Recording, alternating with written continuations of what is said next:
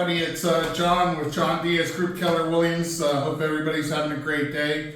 I just wanted to reach out and just go over the biggest question I'm hearing over and over right now in real estate, which is, why should I buy now if the interest rate's going up and what's going on in the market? So first of all, real estate is still the number one, investment and a way to build wealth. There's more money in real estate than stocks, bonds, savings, gold, or bonds, as you can see there. And the reason is, it is the best investment, and we'll go over some of that information. Some of your parents or people that bought homes a long time ago, they remember when homes were 20 or 30,000. They were up to $500,000, $600,000 now. And even if it could go down slightly in the next year or two, if you're holding on for 5 years or longer, you can see that over time they appreciate at a 4% or more. This is, again, kind of the same thing. If you bought a home, you held it for 10 years and you sold it versus investing or saving or even putting part of that savings in, it's significantly more buying a house and selling it later than the alternatives. Understanding equity, a reason to buy is you are building equity, right? So if you get a 30-year mortgage, halfway through, half the home is paid for.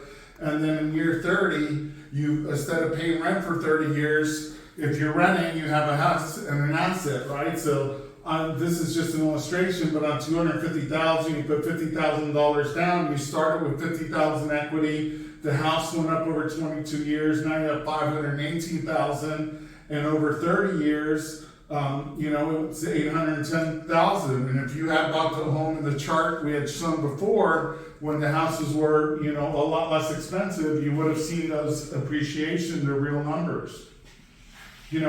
What's happening, and 16% of the homes in Florida are owned by institutional investors, Blackstone, American Home, and they keep them to rent it out. So obviously with inflation, the rents have been rising. It's one bedroom's $2,000, a three bedroom, one bedroom's $2,000, a two bedroom's $3,000 on average in a lot of places here, and in Palm Beach County and Miami, it's more. Florida, there's still 709,000 people moving in, into the area. So the people are migrating still to Florida. This just shows again rental growth. Another reason, that people ask, well, are the prices going to go down? Well, one of the things that's different now between the last crisis was that the delinquencies are low and people have equity because, the homes have appreciated 40-50% in the last couple of years. 37% of the properties are actually paid off. So, 45% of the ones that do have mortgages, they have 50% more of equity. So people own, even if there is unemployment and they have to sell, there's going to be equity in the homes. So, where our markets, we just had, we went over, the prices have been going up for 10 years straight.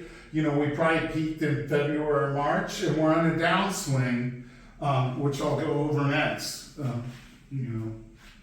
Rates have gone from 3 to 7%. They're probably going to go to 7.5, maybe 8. We don't know. But mortgage rates over the period of time, we were kind of spoiled with low mortgage rates at 3%, but this was over a short period of years. On average, since the 90s, it was rounding to 6%, and over to, back to 72. And this was the last inflation, the last high inflation, higher rates. On average, it's been 7.81. So we're around 7% now. And the home prices are still very strong. In Palm Beach County, average home price here is $580,000. I'm not going to go through these, but some of the things to know is the number of homes sold is down 19.3%. Inventory is up 68% rounding, and the month supply is just moving rapidly to 107%. In Miami, the sales are down 30%.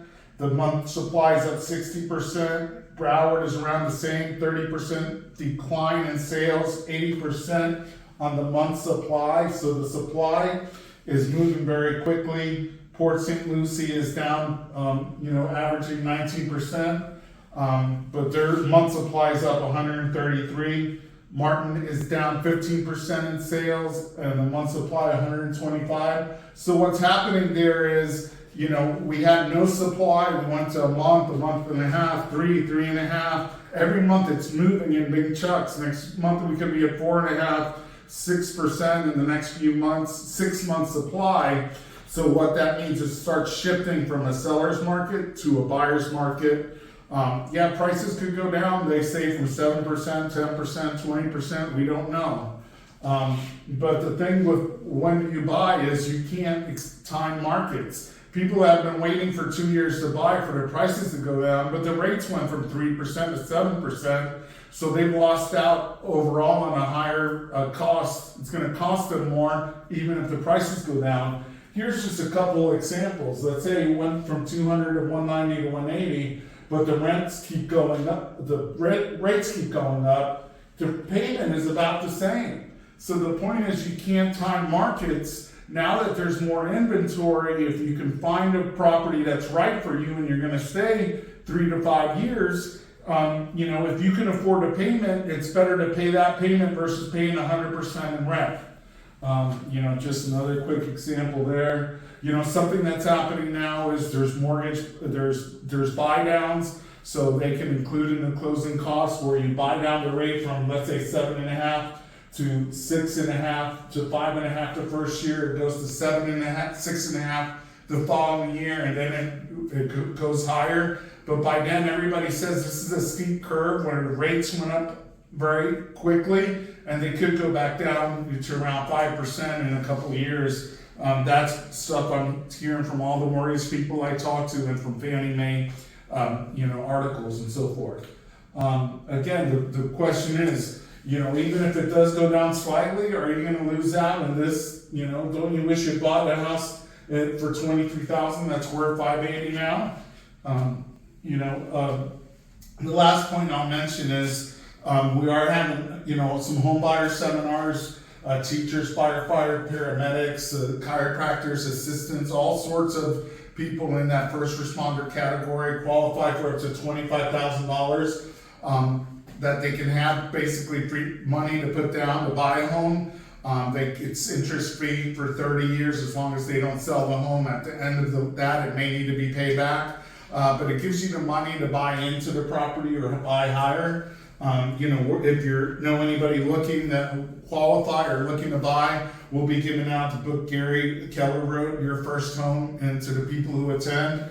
So I hope everybody's having a great Friday. Any questions at all, please reach out to me, 561-247-1825.